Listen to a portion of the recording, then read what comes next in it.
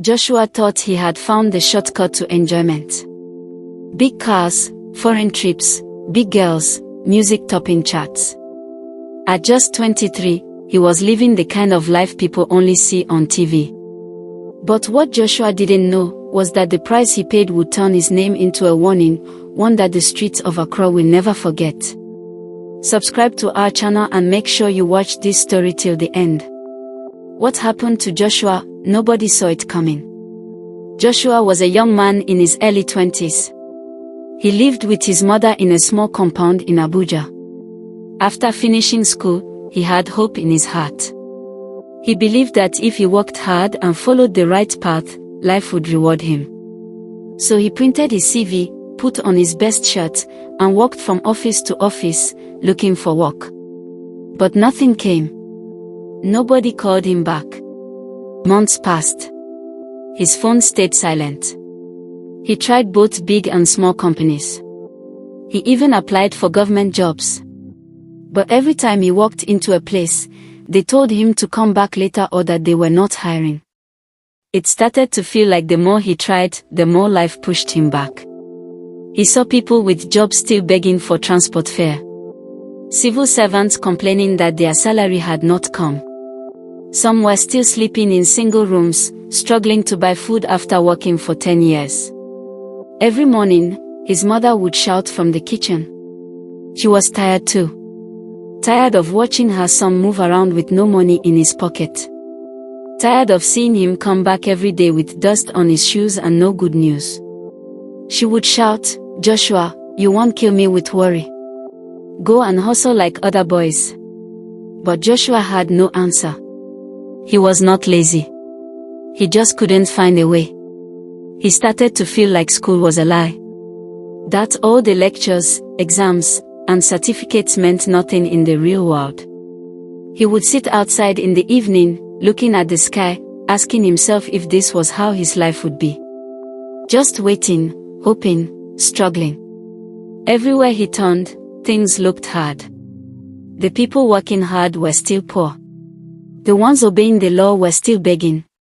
Joshua was stuck. And slowly, something inside him started to change. One hot afternoon, Joshua was lying on the small mat in his mother's room. There was no light, no fan, just the sound of goats passing and the voices of neighbors outside. When the light finally came, he rushed to turn on the old television. He wasn't even looking for anything serious. He just wanted something to distract him. As he flipped through the channels, something caught his eye. It was a music video. Young boys, not older than him, wearing gold chains, spraying money, entering big cars, laughing with half-naked women by their side. The kind of life that looked like a dream. Then he changed the channel again. Another show. This one about real estate. Young men buying houses in cash. A 25-year-old saying he owns 4 houses. Another saying he just came back from Dubai. Joshua sat up. He began to look closely. None of them looked like they were working in banks. None looked like office workers. Most didn't finish school. He started thinking. If those who followed the rules are still broke, and these ones that break them are enjoying, then maybe the road to success is not straight. He remembered one guy on his street who just bought a Benz. Last year, the same guy was borrowing slippers. Now he lives in an estate and doesn't talk to anybody again. People said he was into internet fraud. Another one that used to sell second-hand phones now drives a car with tinted glass. They said he was doing rituals. Joshua looked at everything and began to connect the dots. He told himself that the world is not fair. Those who play by the book are suffering.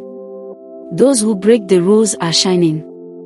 He didn't want to grow old and still be poor.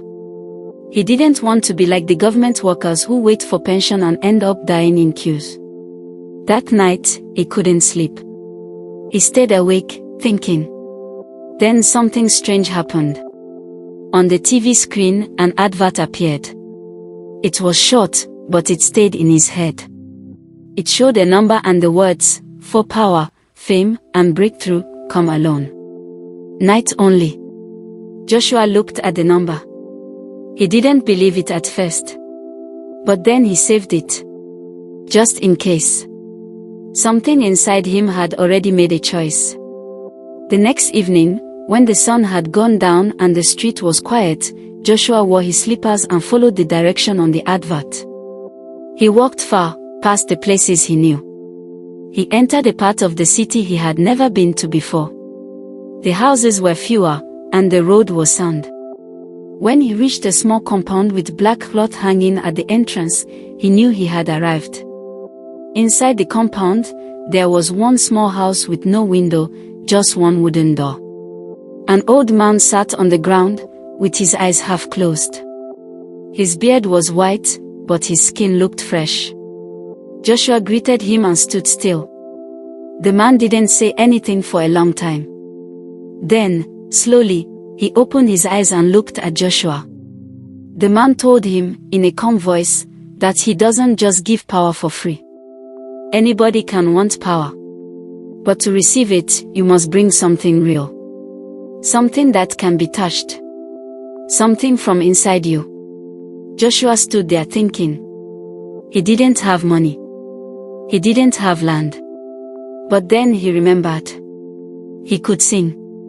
From small, even without training, his voice could move people. In school, people used to beg him to sing during events. Even his mother used to smile when she heard him singing in the kitchen. He told the old man about his voice.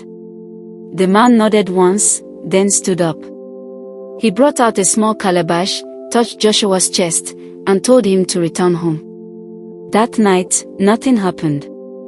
The next night, Joshua had a strange dream. He was singing on a big stage. People were shouting his name. The third night, he woke up sweating. He looked at his phone and saw missed calls. Somebody had used one of his old freestyle clips and posted it online. It was going viral. Before he could even understand what was happening, people were reaching out. They wanted him to perform. They wanted to sign him. He was booked for shows. He went from struggling to pay for data to flying out for concerts. He didn't even have time to rest. He was moving from city to city, from studio to studio. His songs were playing everywhere. On radio, in buses, even in weddings. Girls were following him. Boys were praising him. He started buying chains, new phones, big shoes. He moved his mother out of the compound and put her in an estate. She didn't even know how it happened. She just saw him one day and started crying. Life had changed. Joshua told himself that this was the life he deserved. No more hunger. No more stress. Everything was now easy. He had tasted sweetness, and he didn't want to remember the days of suffering again. Some months passed. Joshua's name was everywhere. His face was on billboards, his songs were in clubs, and his bank account was full. He had bought 3 cars in 1 month. People who once ignored him were now calling him a boss. Even elders in his area were now greeting him with respect. His life had become a dream, and he was still young. But late one night, while he was inside his new house, a strong breeze entered his room. The air changed. Everything became cold. He felt it before it came. Something was not right. Then, that voice returned. The same one he heard at the shrine. It didn't shout. It didn't rush. It just spoke like someone who had been waiting quietly. The voice told him that the power had matured. That the blessings he was enjoying were not complete. That the time had come to seal it. And to seal it, he had to bring someone. Not just anybody. The person he loved the most. Joshua didn't speak. His body started to shake. But in his heart, he already knew who the voice was talking about. His mind ran back to all the days his mother went hungry for him. How she sold her wrapper just so he could eat. How she used to kneel and pray for him every night, even when she had nothing. She was the only reason he ever wanted to make it. To change her life. To remove shame from her face. Now the same voice that gave him fame was asking for her life in return. Joshua felt weak. He couldn't speak. He couldn't cry. The voice didn't argue. It just repeated the words again, no sacrifice, no fame. It was not a threat. It was just truth. That was the price he had enjoyed. Now it was time to pay. Joshua sat on the cold floor of his mansion, but the floor felt like fire. He knew this kind of deal never ends in peace. He had crossed a line he could not return from. The next day, Joshua could not eat. He could not laugh. Even the loud music in his compound started to sound like noise. His phone kept ringing, but he didn't pick. The voice of Baba was still in his head. It was like it followed him everywhere. He thought of running. He thought of hiding. But he knew there was no place to go. Nobody runs from what they carry inside. Later that night, Baba sent another message. A soft one. No pressure. No shouting. He just said Joshua should come. That there was another way. That they could talk. Joshua sat on his bed for a long time. He thought about it. Maybe Baba really had an alternative. Maybe there was a plan that didn't need blood. But deep inside, something didn't feel right. He remembered all the stories he used to hear growing up. Stories of young boys who went to look for power and never came back. Stories of people who tried to outsmart spirits and ended up mad. Joshua didn't want to be like them. He wanted control. He wanted freedom. So before he left his house, he took something from the kitchen. A small knife. He hid it inside his jacket. Then he entered his car and drove in silence. When he reached Baba's place, the same cold wind greeted him. The night was quiet, like it was waiting for something. Baba was there, sitting like before. Come. Still. He told Joshua to sit. He had not even opened his mouth to explain the so-called plan when Joshua stood up fast and pulled out the knife. He didn't wait. He didn't shout. He just pushed the knife into Baba's chest. 1, 2 times. His hand was shaking, but his mind was strong. In his heart he said, if Baba dies, everything will stop. No more sacrifice. No more pressure. No more voice telling him what to do. Baba fell to the ground. Joshua dropped the knife and ran. He didn't look back. He jumped into his car and drove like the road was on fire. When he reached home, he locked the door, threw his jacket away, and sat on the floor. For the first time in weeks, he smiled. He felt like he had done something brave. He told himself Baba was gone, and now he was free. No more control. No more fear. He slept that night with his shoes still on. But what he didn't know was that some things don't end just because you want them to. Some doors, once opened, don't close with blood. That same night, just when the moon was sitting quietly in the sky, a strange breeze came through Joshua's window. It was not the normal kind of wind. This one moved like it had a mind.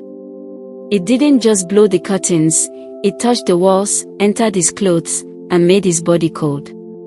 Joshua opened his eyes.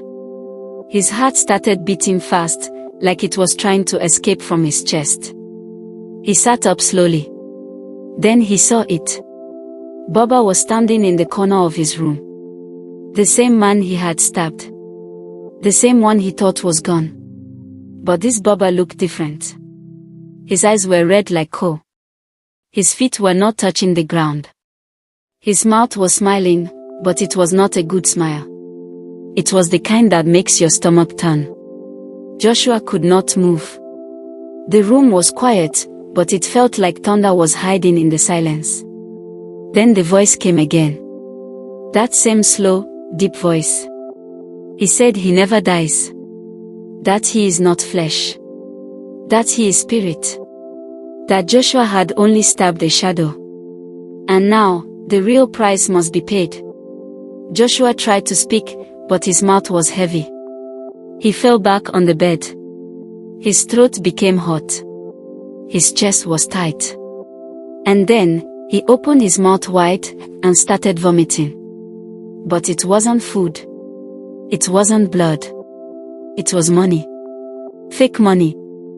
Notes that looked real but were soaked in slime, torn, dirty. Some red, some black. He kept vomiting. He could not stop. His bed became wet with fake cash. His clothes changed. They turned from soft designer wear to torn rags. His gold chain melted on his neck. His wristwatch cracked. His smooth skin turned rough. His face bent on one side. His eyes turned yellow. By morning, he was no longer the Joshua people knew. He stepped outside and walked down the street barefoot. His hair was scattered. His lips were dry. His eyes kept looking around like he was chasing shadows. And every 5 steps, he would stop and vomit more fake money. He tried to speak to people, but his voice was broken. Market women pointed at him. Children ran away. Men laughed. They couldn't believe their eyes. Just last month, this same Joshua flew to South Africa for a show. This same Joshua threw money at parties, made girls scream, and walked with bouncers. Now, he was walking alone, like a ghost among the living. People started whispering. Some said it was madness. Some said it was karma. Others said it was juju turning back. Whatever it was, nobody wanted to touch him. Nobody wanted to help. Joshua kept walking. From street to street. From junction to junction. Vomiting fake money. Talking to himself. Laughing when nobody spoke. Crying when nobody looked at him. His fame had turned to shame. His power had become punishment. And in every corner of the city, his name now meant something different. Not success, but warning. The story of Joshua spread across the city. From big gates in estates to small wooden tables in street corners, people were talking. Some called him the boy who flew too fast. Others said he was one but didn't listen. But everyone agreed on one thing: his life was now a lesson. The juju that lifted him also broke him. It gave him power, but not for free. Joshua didn't understand that in this world, anything that comes quick without sweat must be watched closely. Even though he had real talent, even though his voice could touch hearts, he didn't wait. He didn't plant. He wanted harvest without season. He wanted fame before his time. And so, he went to a place where promises are sweet but prices are heavy. At first, it looked like a blessing. But when it was time to pay, he could not bring what they asked for.